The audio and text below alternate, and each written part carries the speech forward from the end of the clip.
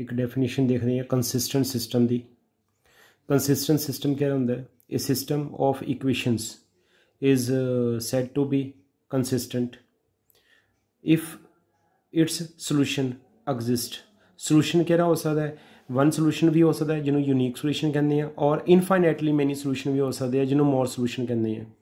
कोई system consistent कदों होंदा है? जदों ओदा सोल्यूशन एग्जिस्ट करे, वन सोल्यूशन एग्जिस्ट करे या इनफाइनाइटली मैनी सोल्यूशन एग्जिस्ट करन, वन सोल्यूशन एग्जिस्ट करे या मोर सोल्यूशन एग्जिस्ट करन। इनकंसिस्टेंट सिस्टम क्या होंदा है? A system of equations is said to be inconsistent if its solution does not exist. जदों दा सोल्यूशन एग्जिस्ट ना करे इनकंसिस्टेंट सोल्यूशन होंदा है। इनकंसिस्टेंट सिस्टम है जदों दा कोई सोल्यूशन एग्जिस्ट ना करे। If the solution does not exist that system is called inconsistent. Consistent solution दे विच जदों किसी दा यूनीक सोल्यूशन होवे, वन सोल्यूशन होवे या इनफाइनाइटली मैनी सोल्यूशन होन, वो वाला जिहड़ा सिस्टम होएगा वो कंसिस्टेंट। ठीक है, consistent system they which one solution होएगा जिन्हों यूनीक सोल्यूशन कहते हैं और इनफाइनाइटली मैनी सोल्यूशन होंगे। Inconsistent system they which the solution does not exist. एक मैथड देखते हैं हुण, इनू मैट्रिक्स मैथड कहते हैं। Solution of system of linear equations using inverse of A matrix.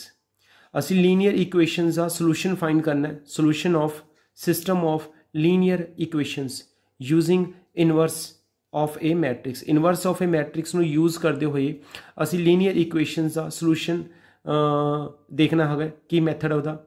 पहला असी इक्वेशंस लैके चल पे। Consider the system of equations a1x plus b1y plus c1z is equal to d1, a2x plus b2y plus c2z is equal to d2, a3x plus b3y plus c3z is equal to d3।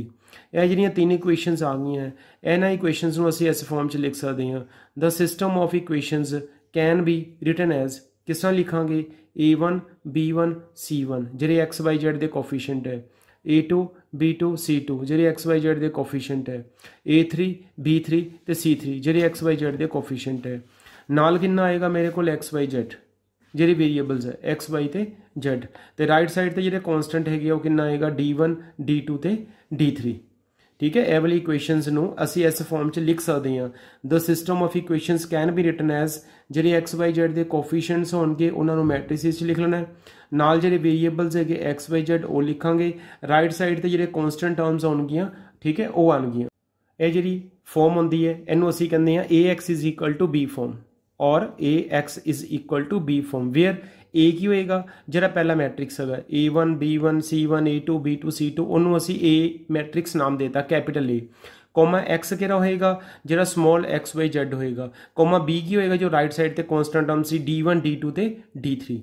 इस form का नाम A X is equal to B form है। A X is equal to B form capital letter च पाना, ए भी x भी ते B भी, वेयर ए मैट्रिक्स केरा है a1 b1 c1 a2 b2 c2 a3 b3 c3।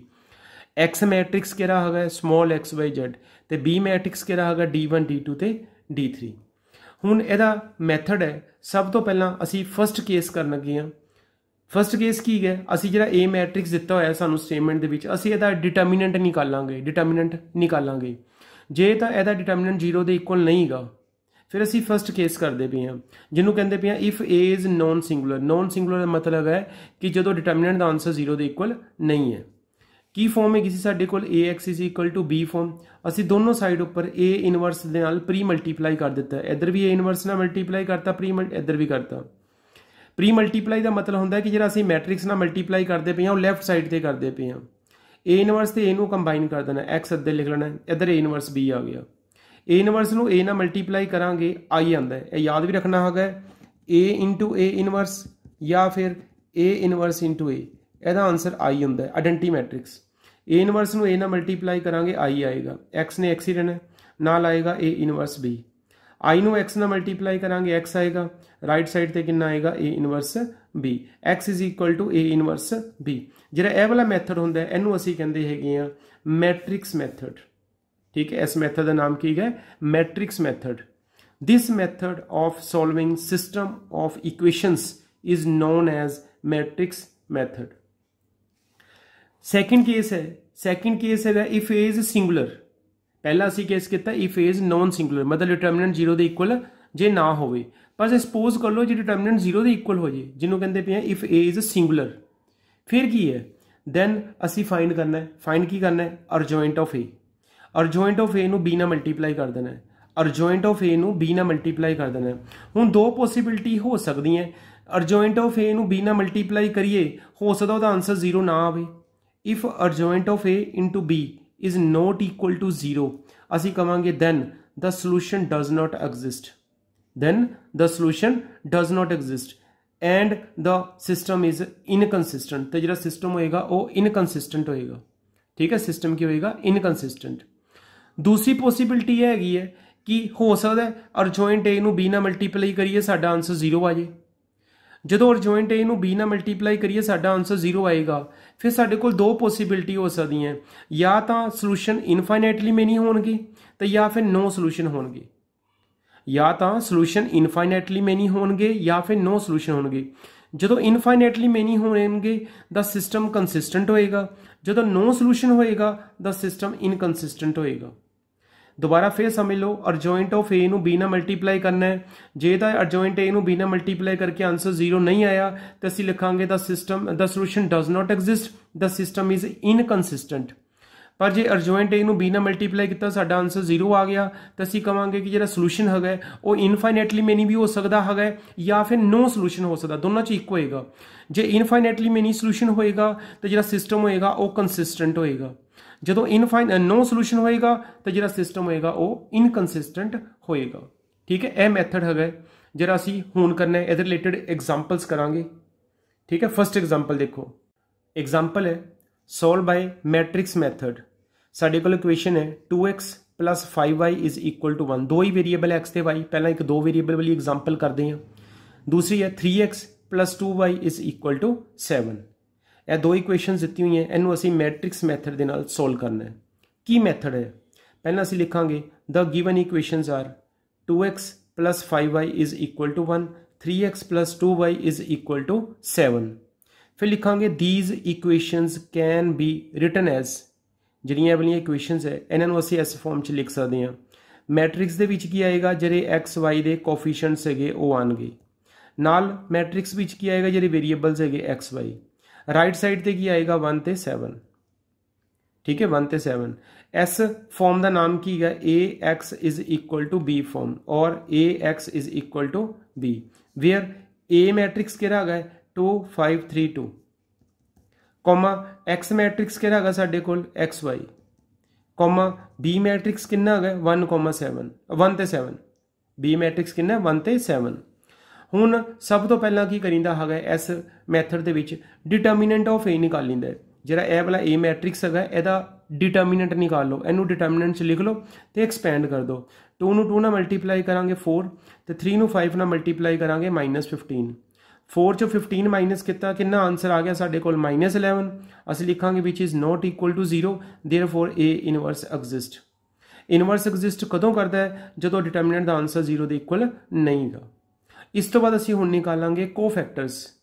ठीक है, कोफैक्टर्स पहला a11 2 का कोफैक्टर कितना आएगा 2, 5 का कोफैक्टर कितना आएगा -3, 3 का कोफैक्टर कितना आएगा -5, क्योंकि असीं साइन किहड़े यूज़ करते हैं कोफैक्टर वास्ते, कोफैक्टर वास्ते साइन यूज़ करते हैं plus minus minus plus.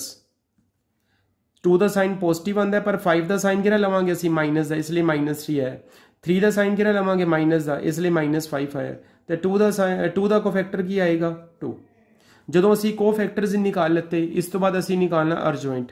Adjoint किस तरह निकालींदा, जिहड़े असीं ये कोफैक्टर्स निकाले हुए है इन्हां दा ट्रांसपोज कर दिंदा। ट्रांसपोज का मीनिंग हुंदा रोज़ नूं कॉलम्स ते कॉलम्स नूं रो विच इंटरचेंज कर देना।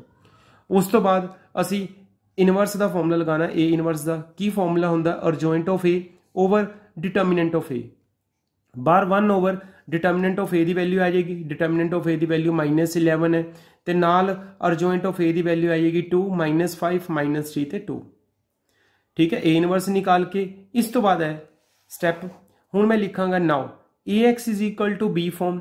इस स्टैप तो बाद इधर स्टैप है हुण ax is equal to B form जी सी उन्होंने असी किस तरह लिख सकते हैं, एक्स इज इक्वल टू कितना आएगा ए इनवर्स बी, क्योंकि फॉर्म असी इो की ना। देखो यार फॉर्म की सी AX is equal to B तो X किहदे इक्वल आ गया सी साडे कोल A इनवर्स B दे। असीं ये लिखांगे AX is equal to B implies X is equal to A inverse B। इधर X की वैल्यू लगा ली स्मॉल x ते y, जिहड़ा कैपिटल X है वो XY है, small XY is equal to A inverse वो असीं इत्थे निकालिया होया है 1/-11 2 -5 -3 ते 2 ਇਹ ਅਸੀਂ A ਇਨਵਰਸ ਦੀ ਵੈਲਿਊ ਲਗਾਤੀ ਨਾਲ B ਮੈਟ੍ਰਿਕਸ ਹੈਗਾ ਉਹਦੀ ਵੈਲਿਊ ਸਾਡੇ ਕੋਲ ਉੱਪਰ ਹੈਗੀ 17 ਉਹਦੀ ਵੈਲਿਊ ਵੀ ਲਗਾਤੀ। ਹੁਣ ਇਹ ਦੋਨੋਂ ਮੈਟ੍ਰਿਸਿਸ ਨੂੰ ਅਸੀਂ ਆਪਸ ਵਿੱਚ ਮਲਟੀਪਲਾਈ ਕਰਨਾ ਹੈ।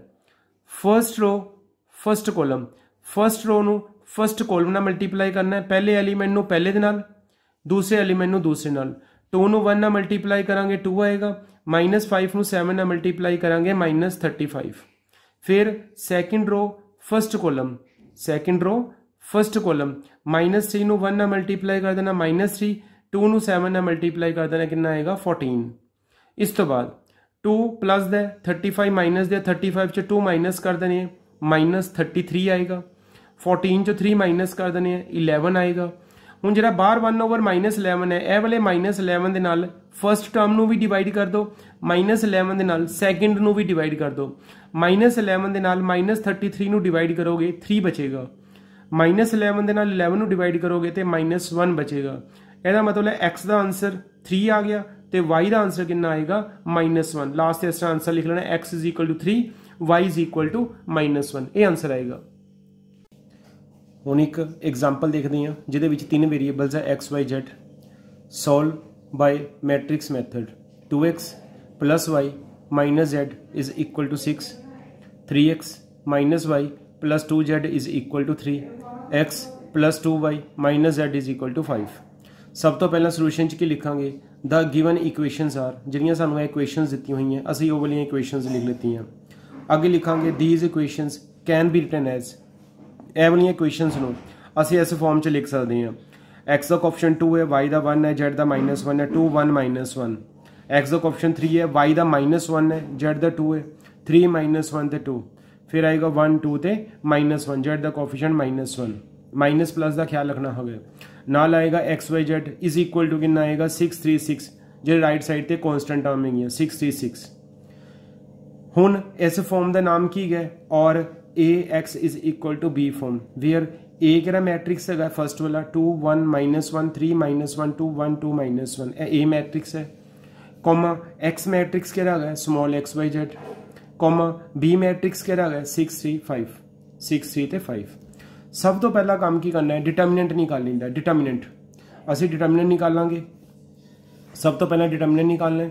हुण डिटर्मिनेंट किस तरह निकालना है, इनू एक्सपेंड करना है। इधर मैं साइन लिख देती है प्लस माइनस किसी एक रो या कॉलम ने एक्सपेंड करना है। सपोज करो असी फर्स्ट रो ने एक्सपेंड करते पे हाँ, पहला 2 आएगा, 2 जिस रो च आंदा पे रो छड़ दो, 2 जिस कॉलम च आंदा पे कॉलम छड़ दो, बाकी बचेगा -1 2 2 ते -1। फिर 1 आएगा, 1 दे अगे साइन आएगा माइनस का, -1 1 वाला कॉलम छड़ दो, 1 वाली रो छड़ दो, 3 1 2 -1। उस तो बाद -1 आएगा, ठीक है साइन प्लस का है पर क्योंकि देखो माइनस लगे इसलिए -1 नहीं आएगा। -1 वाला कॉलम छड़ दो, -1 वाली रो, 3 -1 1 2। हुण इनू सोल्व करांगे 2 का 2 ही आएगा, -1 नू -1 ना मल्टीप्लाई करांगे 1 ते 2 नू 2 ना मल्टीप्लाई करांगे -4। ए -1 सेम 3 नू -1 ना मल्टीप्लाई करना -3, 1 नू 2 ना मल्टीप्लाई करना -2। यह सेम आएगा 3 नू 2 ना मल्टीप्लाई करना 6। जो नीचे तो ऊपर जाना एक साइन असी अपने वालों लगाना, एक ऑलरेडी माइनस आंदा पे प्लस होएगा। 1 -4 -3 2 नू -3 ना मल्टीप्लाई करोगे -6 आएगा। -3 -2 -5 -1 नू -5 ना मल्टीप्लाई करोगे +5 आएगा। 6 + 1 7 -1 नू 7 ना मल्टीप्लाई करोगे -7 -6 ते -7 ये आएगा मेरे को -13। -13 जो 5 माइनस करोगे बाकी कितना बचेगा -8 which is not equal to 0। Therefore A inverse exist. Inverse exist कदों करता है जो डिटर्मिनेंट का आंसर 0 के इक्वल नहीं है। हुण इस तो बाद असीं निकालन लगे हैं इस तो अगला स्टैप है कोफैक्टर्स। पहला है A11 वो कितना आएगा -1 2 2 ते -1। फिर A12 वो अगे किहड़ा साइन आएगा माइनस का, 3 2 1 ते -1। फिर A13 वो अगे पॉजिटिव साइन। इनू सोल्व किस तरह करना, -1 नू 1 ना मल्टीप्लाई करना 1, 2 नू 2 ना मल्टीप्लाई 4, पर नीचे तो ऊपर केड़ा साइन आएगा माइनस का, यदा आंसर -3 आ गया। यह भी 3 ਨੂੰ -1 ਨਾਲ ਮਲਟੀਪਲਾਈ ਕਰਨਾ -3 पर ਜਦੋਂ नीचे तो ऊपर जाना ਕਿਹੜਾ साइन आएगा माइनस का -3 ਤੇ -2 -5 ਤੇ ਬਾਹਰ भी माइनस है माइनस माइनस प्लस आ जाएगा। ऐसा है 6 + 1 7। सिमिलरली अगला A21 सैकेंड रो देखो फैक्टर अगे साइन क्या आएगा माइनस का A22 प्लस का A23 माइनस का फिर A31 के अगे साइन आएगा प्लस का फिर A32 के अगे माइनस का फिर A33 अगे प्लस का। ठीक है साइन किस तरह चलते plus minus plus minus plus minus plus minus ते प्लस। ਜਦੋਂ ਅਸੀਂ ਇਹ ਸਾਰੇ ਕੋਫੈਕਟਰਸ ਨਿਕਾਲ ਲਿੱਤੇ ਇਸ ਤੋਂ ਬਾਅਦ ਅਸੀਂ ਨਿਕਾਲਣਾ ਅਰਜੁਆਇੰਟ ਆਫ ਏ। ਅਰਜੁਆਇੰਟ ਕਿਸ ਤਰ੍ਹਾਂ ਨਿਕਾਲੀਂਦਾ ਜਿਹੜੇ ਅਸੀਂ ਇਹ ਕੋਫੈਕਟਰਸ ਨਿਕਾਲੇ ਹੈ ਸਾਰੇ ਕੋਫੈਕਟਰਸ -3 5 7 ਅਗਲਾ ਕਿਹੜਾ ਕੋਫੈਕਟਰ ਨਿਕਾਲਿਆ ਅਸੀਂ -1 -3 1 ਉਸ ਤੋਂ ਬਾਅਦ ਹੈ ਮੇਰੇ ਕੋਲ ਕੋਫੈਕਟਰ -7 -5। ठीक है इन्हां दा असीं की करना ट्रांसपोज अर्जॉइंट निकालने वास्ते। अर्जॉइंट किस तरह निकालींदा है अर्जॉइंट निकालने वास्ते जिन्ने भी असीं कोफैक्टर्स निकाले हुए है ठीक है अर्जॉइंट जो भी असीं निकालना होवे जिन्ने भी असीं कोफैक्टर्स निकाले है इन्हां दा की कर देंदा ट्रांसपोज कर देंदा -3 5 7 -1 -1 -3 1 -7 -5 ਇਹਦਾ ट्रांसपोज करांगे। ट्रांसपोज ਦਾ मीनिंग है रोज ਨੂੰ कॉलम्स ਤੇ कॉलम्स ਨੂੰ रो ਵਿੱਚ इंटरचेंज कर देना। जी फर्स्ट रो है वो फर्स्ट कॉलम बन जाएगा जी सैकेंड रो है सैकेंड कॉलम बन जाएगा जी थर्ड रो है थर्ड कॉलम बन जाएगा। हुण इस तो बाद असीं निकालना इनवर्स ऑफ ए। इनवर्स किस तरह निकालींदा है इनवर्स का फॉर्मूला हुंदा है adjoint of A over determinant of A. बाहर 1 ओवर डिटरमिनेंट की वैल्यू लगा देनी है -8 नाल अर्जॉइंट ऑफ ए जिहड़ा असीं उपर निकालिया होया उहदी वैल्यू लगा देंगे। अगला स्टैप है लिखांगे now AX is equal to B implies X is equal to A inverse B। A inverse पहला पाना है B बाद चों इधर X की वैल्यू लगा देनी है स्मॉल XYZ नाल A इनवर्स की वैल्यू लगा देनी है 1 ओवर -8 नाल जी भी असी वैल्यू निकाली हुई इनवर्स की नाल B मैट्रिक्स है B मैट्रिक्स की वैल्यू शुरू च असी लिखी सी कितनी सी 6 3 ते 5। हुण ये दोनों मैट्रिक्स नूं मल्टीप्लाई करा देना है first row first column first row नूं फर्स्ट कॉलम नाल मल्टीप्लाई करना है पहले एलीमेंट नूं पहले नाल मल्टीप्लाई करना है सैकेंड एलीमेंट नूं सैकेंड नाल मल्टीप्लाई कर देना है थर्ड एलीमेंट नूं थर्ड दे नाल। फिर उस तो बाद सैकेंड रो फर्स्ट कॉलम 5 नूं 6 नाल मल्टीप्लाई कर देना है -1 नूं 3 दे नाल -7 नूं 5 दे नाल। फिर थर्ड रो फर्स्ट कॉलम 7 नूं 6 नाल -3 नूं 3 नाल -5 नूं 5 दे नाल। इन्हां नूं प्लस माइनस कर देना है -18 ते -3 -21 -21 चो 5 माइनस करांगे -16। नैक्सट है -35 ते -3 -38 उहदे चो 30 माइनस करांगे ते -8। 25 ते 9 प्लस करोगे मेरे को आ जाएगा 34 वो 42 चो 34 माइनस करांगे बाकी कितना बचेगा 8। -8 के नाल -16 नूं डिवाइड करोगे माइनस माइनस कट जाएंगे 8 2 16 प्लस का आएगा -8 नूं -8 ना डिवाइड करोगे 1 आएगा -8 नूं 8 ना डिवाइड करोगे तो -1 आएगा। ਇਹਦਾ मीनिंग की हो गया कि मेरे को x का आंसर कितना आ गया 2 y का आंसर कितना आ गया 1 तो z का आंसर कितना आ गया -1। ये असीं सम किया 3/3 का तो इस टाइप का सम फाइनल पेपर जरूर आता है। ये मैं सम देन लग्या ये ट्राई करने है ठीक है कुछ सम्स मैं लिख दिते है तो यह बच्चों ने ट्राई करने जिन्हें भी मैक्सिमम ट्राई कर सकते हो ठीक है। सारे मैट्रिक्स मैथड के नाल है x + 2y + z = 1 ठीक है ये सारे ट्राई करने हैं।